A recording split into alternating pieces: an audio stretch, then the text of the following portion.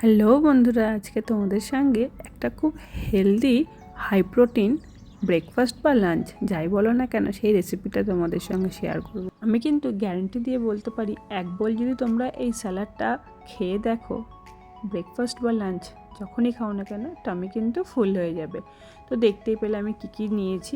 বাড়িতে যার যেটা অ্যাভেলেবেল আছে সেগুলো নেবে। একটু কাবলি চানা, রাজমা, হোয়াইট বিনস, গ্রিন মুগ ডাল যেটা, সেগুলো একটু ছোলা, সব কিছু কিন্তু আগের দিন ভিজিয়ে রেখে একটা সিটি দিয়ে নিয়েছি পরের দিনে।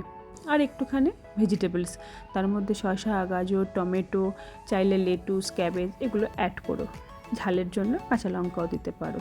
আর 2 থেকে 3 চামচ বা তুমি যতটা পরিমাণ স্যালাডটা বানাচ্ছ সেই অনুযায়ী কিন্তু টক দইটা দেবে। সাথে একটু গোলমরিচ, একটুখানি চাট মশলা আর একটু ব্ল্যাক সল্ট, আর কিচ্ছু করতে লাগবে না। ভালো করে এটা কিন্তু মিশিয়ে নেবে। তো দেখলে বন্ধুরা, এটা কত তাড়াতাড়ি কিন্তু তৈরি হয়ে গেল। আর এটাই কিন্তু আজকে আমার হাজব্যান্ডের লাঞ্চ। আমিও দুপুরে খাবো। সাথে হাজব্যান্ডকে দিয়েছি কিছু ড্রাই ফ্রুটস, আর যখন খাবে একটু ঝুরি ভাজা আর পিনাটসটা ওপর থেকে ছড়িয়ে নেবে। তোমরা কিন্তু অবশ্যই ট্রাই করো আর বলো কেমন লাগলো। টাটা।